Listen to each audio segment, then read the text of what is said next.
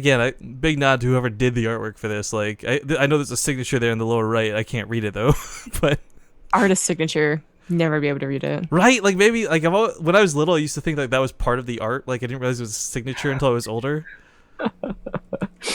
That's pretty funny. Like, you remember when like you'd be writing a paper and your pen would run out of ink? You'd do like the circles to see if it worked. That's what I always thought that was with like paint. Oh my god. I'm fully aware of how dumb I am and was when I was growing up. That's really funny. It's a typical like kid thing. Alright, well, my stupidity aside, welcome back, ladies and gentlemen, to the Starbow Invitational Tournament. $1,200 in the prize today. Of course, about half of that donated by the community, and the other half brought to you by Twitch and Razer. So big shout out to them for supporting this event. This is very, I don't know, I don't want to call it historic by any means, but it's really cool to see like this was a community mod first and foremost. Like, we'll do introductions in a sec, guys, but like this was something that wasn't sponsored by Blizzard. They didn't hire people to create this. This was made through the creativity of the community, and Zyphus of December's come. I don't know who else was involved with making it, but those two are casting currently on Group A on twitch.tv SC2_Starbow, so make sure to check them out, because not only do they make Starbow, guys, they're casting it too, which is pretty neat. Anyways, without further ado, spawning in the top right corner of the map, he is the only one who qualified to this tournament. Everyone else was invited, but this man had to work and claw through a qualifier to get here. It's going to be the light blue Protoss, RSVP. And the left position, it is the red Terran player, Axiom's Ryung. This is an odd map to call positions on. Yeah, 3-player spawn maps immediately look a bit weird to the average StarCraft 2 viewer, because you're used to 2-player spawns, 4-player spawns, or 8-player spawns, not 3-player spawns. Yeah. But in true, I guess, I don't know, homage to like Brood War, they've brought back and remade and recreated and tinkered with a lot of the maps, and this is one of the ones that I personally, I really like this one, and, or no, you know what, I said Circuit Breaker there, but I forgot Texas. I think Texas and Neotau Cross are probably my 2 favorite Starbow maps. Well, Texas wasn't actually a Brood War map. I know, but it's my favorite. That's alright. Gosh. Yeah, sorry. Yeah, I actually really, when I first started playing Brood War, I really liked this map, but everyone plays on Fighting Spirit on the ladder, like seriously. So yeah, Fighting Spirit's kind of like used to. Fighting Spirit's like the Belshire vestige of like, it is like maps. Worse than Belshire. I mean, it is literally the most balanced map in the history of Brood War, but it's like it's never gotten out of the map pool ever, at least on the ladder. So it's been around. They're both scouting. They obviously, you know, that's one thing Starbow was unable to, or probably didn't really care about implementing, was of course the fog of war that exists. And Brood War, like, you literally had to study a map before you played on it because it was all black. And you just kind of like, well, yeah. I hope my ramp is over there. So you like, you know, click anywhere on the minimap so your SCD shows you where the ramp is, and you're like, all right, there it is. Well, guys, really important here. We got the Stargate coming out earlier once again, and this is, again, I don't want to say it's like the chink in Ryung's armor, but it's something he's definitely weak against early on. If he's going for that quicker factory again, with decent Sentinel micro like we saw in game number 1, Ryung does kind of, I don't know, slack as far as anti-air goes. Like, it's not like there's no build for a Terran player in Starbow, so alright, let's rush Goliath. I mean, it's understandable why he doesn't have anti-air. But again, in game number 1, RSVP was able to do so much damage with a couple of Sentinels, and I think that's what he's looking to replicate again. Yeah, I think it's a really good move by him. It worked out a lot better than the last game. The problem might be is that I think Ryung, we didn't really have the camera entirely on him, you know, the entire time he was fighting that Sentinel, but it kind of looked like he maybe messed up some micro somewhere, because of course you only have a limited number of Marines, so the micro is very important. But if he has any indication that it is coming again, then he, you know, hopefully will do a little bit better on that part. And actually... Oh, what is... Does he know exactly that it's coming and is trying to catch it? That is so cool. If that's the case, that is actually really cool. But or trying to catch the Dragoon by going up sandwich from behind. Yeah, that's actually because one tank, of course, will chase it back, but it can't kill it. Marines coming from behind, a little bit too slow on both ends. That will escape. That was a pretty cool idea, though. If he had gone into the choke, I think he actually would have gotten him. You know, it's actually every time Well, we should talk about this. This is actually this is a push right now that you do. That's pretty common. He's going to have spider mines. He actually did research and finish it. And with one vulture and one tank, you can actually take down what is one Dragoon because he is going for a tech build. Are you going to push forward? Oh, he's not going to push forward. Oh, he's pulling back. His base. Yeah. Yep. So again, guys, the Sentinel's got the potential for damage, but One thing I like, what I really like is he's not using the null words on the SCV lines. Like, he could. There we go, now he's starting to use it. The reason I say I like it before, though, is because this is a lot better to slow the Marines than it is to kill anything with it. The null word has a huge slow factor incorporated with it, guys, and quite frankly, is oftentimes better than the actual damage it deals. I just really thought it was silly to watch an SCV out-repair the damage. Well, that's like a Reaper. You can out-repair a Reaper with a couple SCVs. We barely ever see that, though. Come on. But I know, but I'm just saying, like, the potential's there. It's not something unique to Starbow. Whatever. Oh, so that was a lot better held already, right? Like, last time those guys were on the base the entire time, but actually he has a Goliath. You don't need an armory in Starbow? Nope. This is not Have I been building an armory for no reason? Well, apparently. So, I don't know why I didn't get a Goliath then last time. I think you only need the armory for the Charon booster upgrade. I could be wrong about that, but... You're probably right. Ooh, actually gets the command center. 2 seconds for finishing. Nice little snipe there. But this time, Ryung's got anti-air early on, and this could actually work out against RSVP, not because it shuts down his push, but more importantly because this means when Ryung pushes, he'll actually have anti-air with him. And, yes, a very small amount of anti-air. Whoa, I did not know this. Look at, there's reflections on the water. When the Sentinel, you can see the bottom of the sentry. That's sick. Do we not have water in StarCraft 2? How have we not noticed that? I don't know, I've never seen reflections like this. Like, do we have water in StarCraft? Holy crap, I don't think we don't.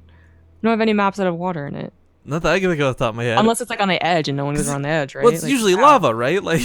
Yeah, it's usually lava. Wow, okay. Matt makes you get on that. That's okay, so that's a silly thing to consider, but I often do forget, like, these are complete 3D models, not just looks of 3D, but yeah, that's kind of neat.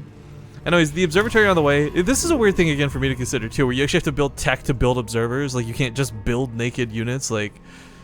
It's, yeah, the observatory. The observatory always seems like it's a... I want to say girly building. I don't know. You only got it for one thing.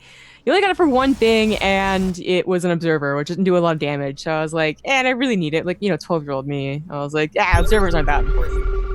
Whatevs. We got those extra factories coming down, though. So Ryung, again, going to be going for that mech composition. Like we said before, guys, it's kind of a common thing to see TVP at the moment. I haven't really seen people play it any other way, but one thing I would actually really like to see Ryung do... Ooh, more Sentinel harass going on.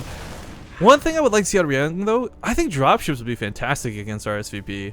Like, if you get... I'm not even talking like a full Doom drop. I'm just saying like 4 vultures in the main while you attack the front type thing. Yeah, I think Beastie Cutie's been really good about that. Yeah, He has a very harass-oriented mech style. So you can, use those vultures while you're building up that Death Army back home. But, Ryung's just playing it a lot more casual. Well, not casual, but macro-oriented. He's not really caring about... doing damage, because honestly, I don't think he's that worried about not being able to come through in the late game or mid game, right? So yeah, I mean, that's the thing too for Terran players. Like, if you can, again, get yourself seated in a good position, like, you're gonna be good to fight no matter what the composition looks like. Yeah. But I like this too out of the vultures, placing spider mines down, not like in the hopes of killing units, I don't think, but more like just for scouting purposes. Yeah, very good for scouting purposes. You actually, as the game goes on, you're going to want to place those everywhere, including the other bases, to make sure that the Protoss player doesn't out-expand you too hard. They're usually going to, but not too hard. Ryung is just going to go ahead and get up to 5 factories again. Yep, so same old, same old. Fun fact, didn't realize this till just now. RSVP's been doing all this harass and sort of scraping without losing a single thing so far. Interesting. Very good control. Although, seriously, Goliaths have, like, the lightest poke of an air attack, so maybe not that surprising. Uh-oh, admin lagging. That's one thing I realized I'm missing. I don't have any in-game music. Whoops. Oh well. Who needs it? Dude, you're like Partouf. When Partouf observes, I always have to yell at him, like, dude, hit the music button. Because, like, I guess when you when I play, I turn my music off too. But like when I'm observing, I like having it on. I don't know why that's the difference, but I just don't have music. Like, my music. Okay, that's weird. Whatever. I have sound effects, and that's all that matters, I suppose. I'll fix that later. Okay, so Ryung is gonna start that 5-factor push. This is, I mean, the positions actually look really close, but that's a wall back there, so it's not actually that close. Still has to walk around, and he's probably going to siege up that 3rd at first. Unfortunately, if you let them get to your 3rd, they're also going to choke out your natural, and you're definitely going to be down a 3rd. Fighting Spirit was so far away, maybe they don't go over there, but here, definitely. I'm surprised none of the players are trying to pause the game right now too, because like regular StarCraft 2, the smallest hint of lag, pause, like instantly try and out like witch hunt who it is. But I guess maybe with a bit more of a casual take on things for now. Again, that dive pass with the spider mines. Love this move out of Ryung, as it forces Dragoons to take some hits on the retreat, and wow, damage is going to be dealt for sure. Tanks cleaning up the left side, Vultures doing damage on the right, and this is why you can't stick purely on Dragoons, guys. Now we're going to have that terrible siege up once again. Well, I shouldn't say terrible, it's good for Ryung, but terrible for RSVP. That it's not only going to knock down the third this time, something he kind of ignored last time, but it'll still perform that same level of contain. And he hasn't quite choked off the natural yet, but he will. Again with the building placement to block out zealots. It's an not odd. That many zealots to block out, but pretty good anyways. Yeah, this is cool to see. It's a very stylistic thing, but Ryung's push looking a little bit too strong here. RSVP is taking out a good chunk of this, the vultures, but it's not the vultures that are the problem. Nope. It's everything else. Yeah, it's everything else. I mean, the glass aren't a problem either, but those tanks are even being repaired. I mean, it's the power of the economy of the Protoss player can be really like surprising. They can actually come out after taking 20 supply down and be, you know, suddenly 20 supply instantly. But I think Ryung knows that he's in a very, very good position. He's going to be well fortified. Unless RSVP had managed to get up to Arbiters, you know, some high tech to really save his ass right now. It's looking pretty grim. I like the turrets coming down too, just in case there are air units, which there are currently not. And we'll pick up observers too. So Spider Mines, as we see, distracting Dragoons, so he can't even push in with his army while he tries to push in from the north. RSVP just in a lot of trouble. Third base goes down, but this doesn't end his economy. Again, you can actually comfortably play off 2 bases a lot better in Starbow than you can in StarCraft. Yeah. Oh, those Dragoons are trapped. They're like, oh my god, run away, guys. Run into the corner. Oh, this is looking really bad. Ryung's not even like massively ahead in supply. In fact, he's actually... It's weird to say that even on supply, but there's just... RSVP doesn't have the unit composition to fight this. Yeah, we'll always imagine that in the PvT and Starbow, it's like StarCraft 2, but it reversed the roles. So being 20 supply ahead or more is where the Protoss wants to be, and being under that much is actually okay for the Terran. So being even supply means it's not looking so good for the Protoss player. No, certainly not. Bunker even coming down here. There's not even any Marines. I feel like Ryung's just starting to build random units at this, or buildings at this point. But Zealots charging in will not be enough. Maybe if there was some more, like more Zealots, less Dragoons, this could have gone differently. But there's a lot of Dragoons back there, but that barracks is actually super helping out. And that's going to be it for RSVP. GG. Ryung will take the first series 2-1.